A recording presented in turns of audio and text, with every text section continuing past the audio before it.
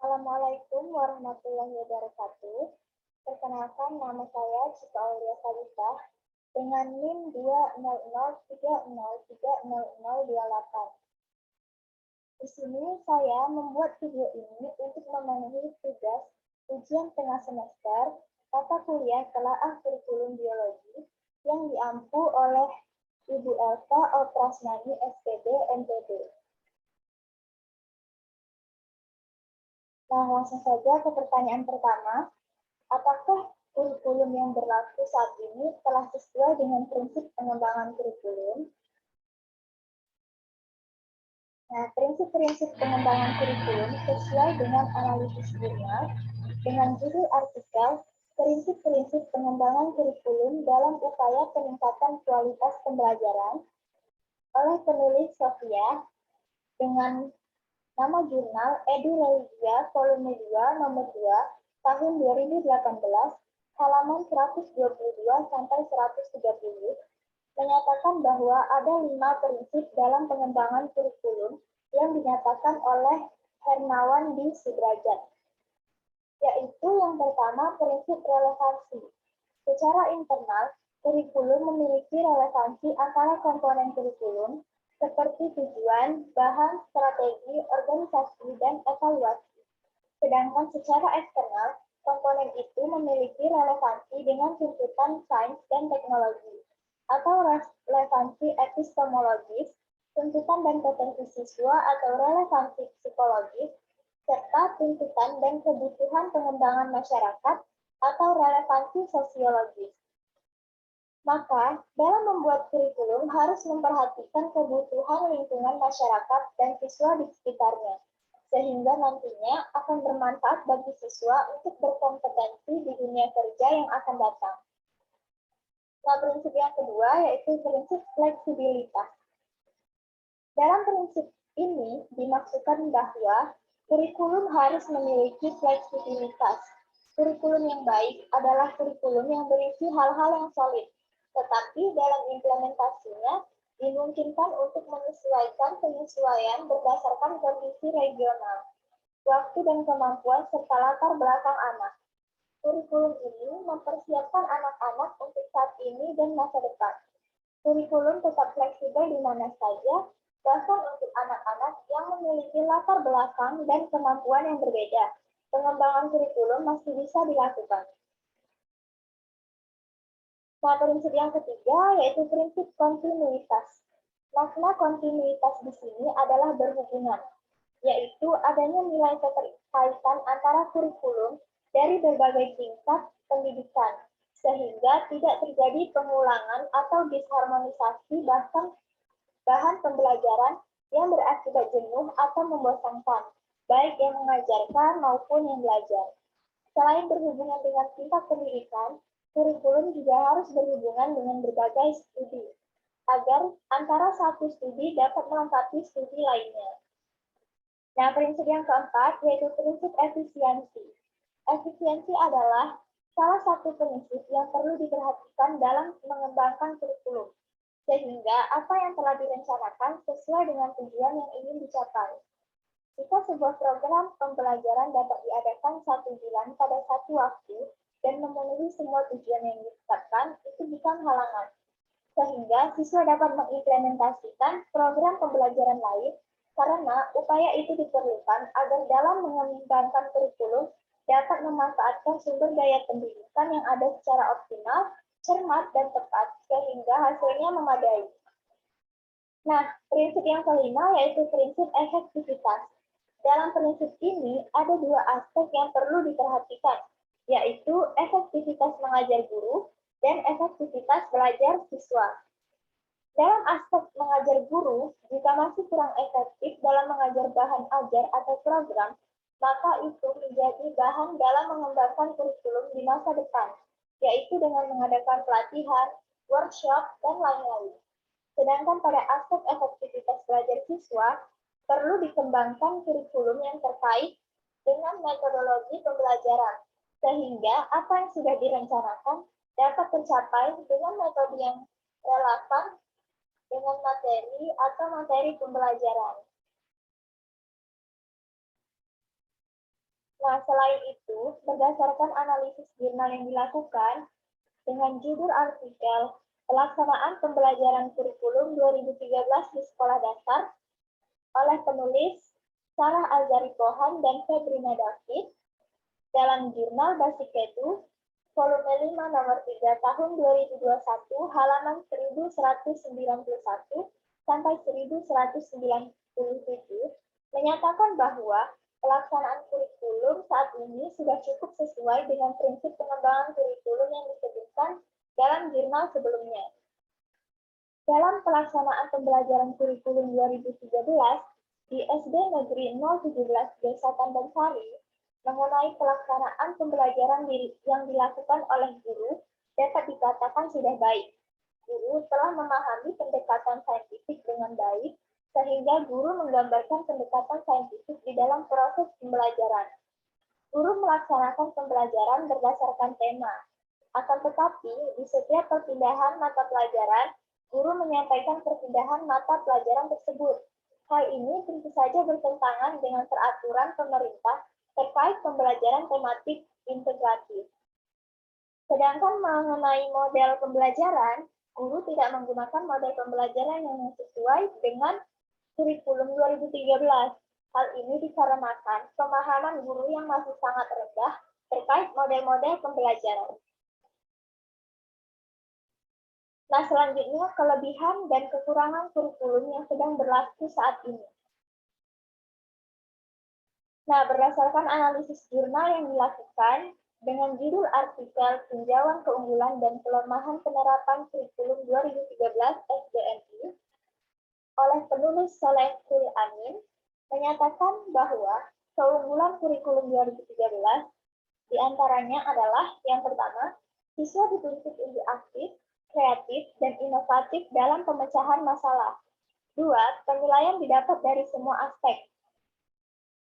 Pengambilan nilai siswa bukan hanya didapat dari nilai ujian saja, tetapi juga dari nilai kesopanan, religi, karakter, sikap, dan lain-lain. Tiga, ada pengembangan karakter dan pendidikan budi pekerti yang telah diintegrasikan ke dalam semua program studi. 4.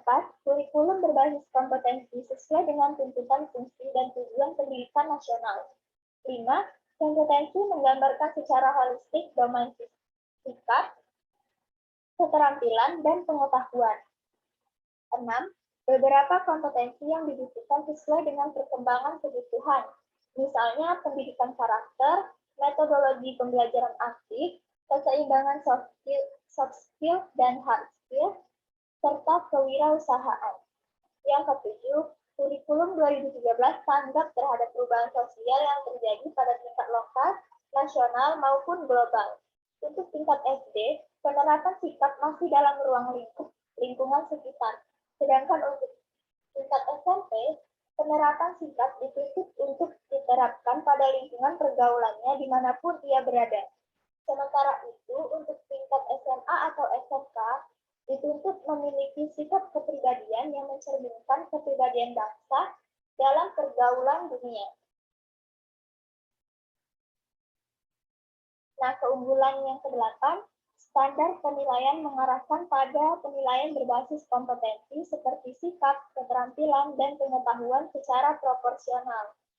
9. Menuntut adanya remediasi secara berkala. 10. Tidak memerlukan dokumen kurikulum yang lebih rinci karena pemerintah menyiapkan semua komponen kurikulum. Bahkan buku teks dan pedoman pembahasan sudah tersedia. 11. Sifat pembelajaran kontekstual. 12. Meningkatkan motivasi mengajar dengan meningkatkan kompetensi profesi, pedagogi, sosial, dan personal. 13. Buku dan kelengkapan dokumen disiapkan lengkap sehingga memicu dan memacu guru untuk membaca dan menerapkan budaya literasi dan membuat guru memiliki keterampilan membuat RPP dan menerapkan pendekatan saintifik dengan benar. Nah, adapun kelemahan dari kurikulum 2013 ini adalah yang pertama, banyak guru yang beranggapan bahwa dengan kurikulum terbaru, guru tidak perlu menjelaskan materinya. Yang kedua, sebagian guru belum siap Untuk itu diperlukan pelatihan-pelatihan dan pendidikan untuk merubah paradigma guru sebagai pemberi materi menjadi guru yang dapat memotivasi siswa agar kreatif. Selain itu, guru harus dipacu kemampuannya untuk meningkatkan kecakapan profesionalisme secara terus-menerus. 3. Konsep pendekatan saintifik masih belum dipahami, apalagi tentang metode pembelajaran yang kurang aplikatif disampaikan. Kelemahan yang keempat, yaitu keterampilan merancang RPT dan penilaian autentik belum sepenuhnya dikuasai guru. 5. Tugas menganalisis SKL, KI, dan KD, buku siswa, serta buku guru belum sepenuhnya dikerjakan oleh guru. Masih banyak yang copy-paste dan kurangnya waktu untuk membaca dokumen secara mendalam. 6. Guru juga tidak pernah dilibatkan langsung dalam proses pengembangan kurikulum 2013. Pemerintah melihat seolah-olah guru dan siswa mempunyai kapasitas yang sama. 7. Tidak ada keseimbangan antara orientasi proses pembelajaran dan hasil dalam kurikulum 2013. 8. Kurikulum 2013 ditetapkan tanpa ada evaluasi dari pelaksanaan kurikulum sebelumnya, yaitu KTSP.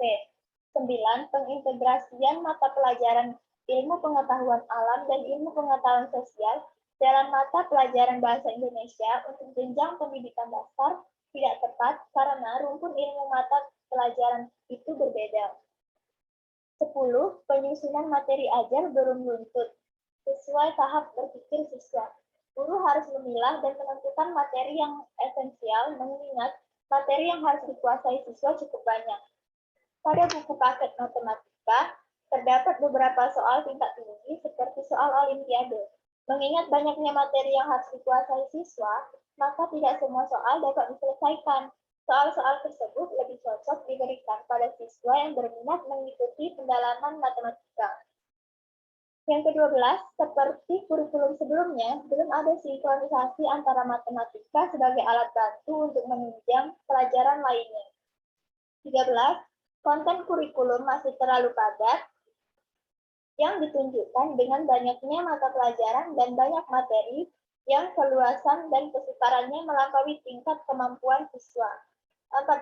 Standar proses pembelajaran menggambarkan urutan pembelajaran yang kurang rinci, sehingga membuka peluang penafsiran yang beraneka ragam dan berujung pada pembelajaran yang berpusat pada guru. Dan yang terakhir, materi terlalu luas, kurang mendalam, dan beban belajar terlalu berat, sehingga waktu belajar di sekolah terlalu lama. Nah, selanjutnya, bagaimanakah pelaksanaan kurikulum yang berlaku saat ini oleh guru di sekolah? Nah, berdasarkan analisis jurnal yang dilakukan dengan judul artikel Analisis Implementasi Kurikulum 2013 oleh guru IPA di SMP Negeri 7 Tanjung Pinang, dengan penulis Rani Susanti, Nefrita, dan Trisna Amelia dalam jurnal Student Online Journal volume 2 nomor 1 tahun 2021 halaman 428 sampai 438. Berdasarkan data yang diperoleh, ternyata sebanyak 90,9% guru IPA di SMPN 7 Tanjung Pinang sudah melaksanakan pembelajaran kurikulum 2013 dengan sangat baik. Meskipun begitu, masih ada beberapa guru IPA yang belum melaksanakan pembelajaran kurikulum 2013 dengan baik jika dilihat dari hasil rata-rata presentasinya. Hal itu disebabkan karena ada beberapa guru yang tidak memberikan kesempatan kepada peserta didik untuk menyimpulkan sendiri informasi yang didapat dan tidak melaksanakan penyampaian di awal pembelajaran karena menurut mereka itu akan memakan waktu yang cukup lama, sehingga banyak waktu yang akan terbuang secara percuma. Selain itu, beberapa guru juga ada yang tidak menggunakan media pembelajaran berbeda-beda karena alasan sibuk dengan persiapan lain dan keluarga, sehingga tidak sempat dan tidak ingin repot memikirkan media pembelajaran. Alasan lainnya adalah karena setiap kali pertemuan ada beberapa media yang tidak tersedia di sekolah, apalagi saat pembelajaran daring, sehingga guru tidak ingin terlalu membebankan peserta didik dalam hal pengeluaran biaya terlalu besar. Nah, selanjutnya upaya atau solusi yang harus dilakukan agar penerapan kurikulum dapat berjalan dengan baik. Nah, berdasarkan analisis jurnal yang dilakukan dengan judul artikel Penanggulangan Permasalahan Kurikulum 2013 dalam Dunia Pendidikan Indonesia yang ditulis oleh Handi Wahyudi, menyatakan bahwa beberapa cara solusi mengatasi permasalahan yang terjadi akibat kurikulum 2013 ini diantaranya, yaitu yang pertama, menurut Alawiyah pada tahun 2015, memberikan pendidikan dan pelatihan kepada para guru, khususnya guru mata pelajaran, sehingga mereka dapat memahami dan mengerti apa yang akan mereka ajarkan. Yang kedua, menyediakan media pembelajaran dan sumber-sumber belajar, sehingga antara isi kurikulum dengan materi pembelajaran dapat berkesinambungan karena adanya media dan sumber pembelajaran. Tiga, memberikan motivasi kepada peserta didik bahwasanya dengan kurikulum 2013, peserta didik akan lebih kreatif dan semangat dalam pembelajaran. Dan yang keempat, menyediakan media pembelajaran yang berbasis teknologi sesuai isi kurikulum, sehingga tidak mengalami ketertinggalan. Nah, demikian video yang saya buat. Mohon maaf apabila ada kesalahan kata. Saya akhiri dengan mengucapkan terima kasih. Wassalamualaikum warahmatullahi wabarakatuh.